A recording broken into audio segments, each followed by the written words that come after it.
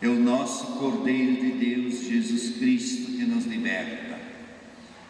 No Antigo Testamento, o Cordeiro de Deus libertava os judeus da morte do anjo exterminador. E Jesus Cristo é o Cordeiro de Deus que nos liberta da morte e do pecado. Então há uma grande semelhança, nunca igualdade, semelhança. Então o cristianismo, ele é fundado no Antigo Testamento. Muitas vezes nós citamos, lemos textos do Antigo Testamento e a partir daí passamos a entender melhor o Novo Testamento. Em algumas reflexões de Mateus, ele vai dizer inclusive que Jesus é o novo Adão, que ele é o novo Moisés, que ele realizou o Êxodo, que ele nos deu uma lei que sintetiza os 10 mandamentos dados por Deus a Moisés, e assim por diante. Então quando Pedro fala, tu és o Messias, o Filho de Deus vivo, ele mostra que a nossa fé tem um fundamento, e esse fundamento é o Antigo Testamento. Portanto, ele liga. E a preocupação de Pedro é sempre essa: manter-se fiel aos profetas do Antigo Testamento, abrindo-se a Jesus, mas ao mesmo tempo mostrando a continuidade da história da salvação. Chegando em dado momento, ele discutir com Paulo sobre a necessidade ou não da circuncisão. E Paulo dizia, não precisa mais, isso aí já é uma tradição que não precisa mais. Pedro dizia, precisa fazer a circuncisão.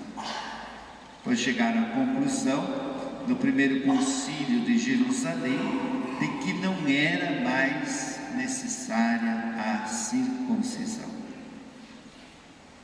Mas o importante de tudo isso é guardar esta ideia fundamental de que o cristianismo não é uma religião que apareceu assim de uma hora para outra, mas que ela foi trabalhada, refletida, meditada em todo o Antigo Testamento, de tal forma que Jesus é a resposta do profetismo do Antigo Testamento, onde havia lá, ainda podemos ler nos textos, o anúncio da vinda do Messias. Uma virgem conceberá e dará à luz um filho, e o seu nome será Emanuel. Profecia de Isaías, e assim tantas outras profecias. Virá o momento em que Deus enviará seu filho, outro momento, eu enviarei meu filho e ele mesmo vai apacentar as minhas ovelhas, e assim por diante. Então essa é a grande marca de Pedro, uma preocupação, repito, em dar continuidade ao Antigo Testamento, aos princípios fundamentais, inclusive morais do Antigo Testamento. É o Pedro. E ele se tornou o primeiro chefe da igreja, se podemos chamar assim. Jesus, em certa ocasião, perguntou para ele, Pedro, tu me amas? E ele disse, te amo. Mas Pedro, tu me amas de fato? É claro que eu te amo. Mas eu quero te perguntar de novo, tu me amas mais do que os outros? Aí Pedro disse, tu sabes que eu te amo. E quando ele responde assim, Pedro recebe uma missão importante, quando Jesus então apacenta as minhas ovelhas. Aí começou toda a tradição do papado. Então apacenta as minhas ovelhas, tome conta delas. E como toda instituição tem alguém que coordena, que dirige, a partir daí o cristianismo passou a ter alguém que comandasse. Isso se chama de Papa. Apacenta as minhas ovelhas.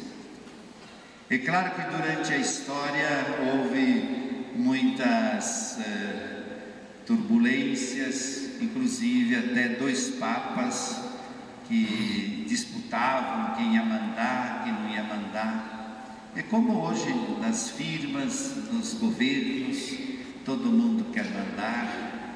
Também na igreja houve, em muitas ocasiões, esse desejo do poder. Mas isso acontece também na comunidade. Quando alguém é responsável por um grupo, se ele não for uma pessoa assim muito voltada para o espírito cristão, quer mandar nos outros, isso faz parte da natureza humana. Também na família é assim. Às vezes o marido quer mandar na mulher e vice-versa, e há confusões. Isso é algo normal, faz parte da história humana, onde tem 2 pessoas, uma quer mandar na outra. Uma quer mandar na outra, não adianta, isso é natural, faz parte da natureza humana, uma querer mandar na outra, uma quer influenciar a outra, uma quer manipular a outra. Quando a mulher fala benzinho, você prepare que vem ali já uma pancada. Uma quer mandar a outra. Na igreja é a mesma coisa, porque nós somos seres humanos, então estamos sujeitos a todas essas condições humanas, onde um quer mandar outro. É de fato alguma coisa que devemos nos converter e de fato perceber que o importante não é aquele que manda, mas o que é mandado. O importante é que a igreja cresça apesar das dificuldades. Então Pedro é uma figura muito simpática. Ele também, em dado momento, negou Jesus Cristo. Você também pertence ao grupo dos galileus? Eu não tenho nada com isso. 3 vezes. E depois da 3ª vez ele chorou, se arrependeu. Então é um coração humano.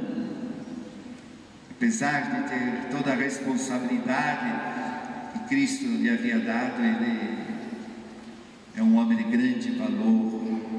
São Pedro, um homem de grande valor, que mostra de fato esse amor a Jesus Cristo, mas também a fragilidade humana.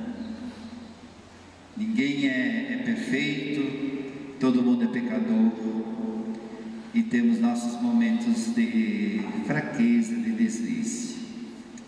E Pedro, aqui na primeira leitura, ele aparece na prisão, foi preso por causa da fé.